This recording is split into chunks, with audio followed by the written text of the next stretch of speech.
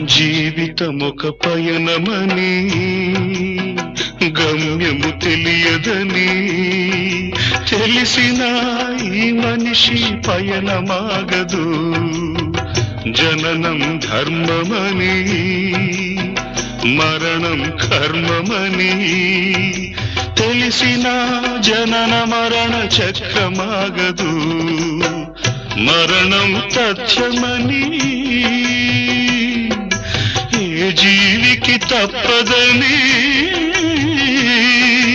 తెలిసిన ఈ మనిషి తపనాగదు.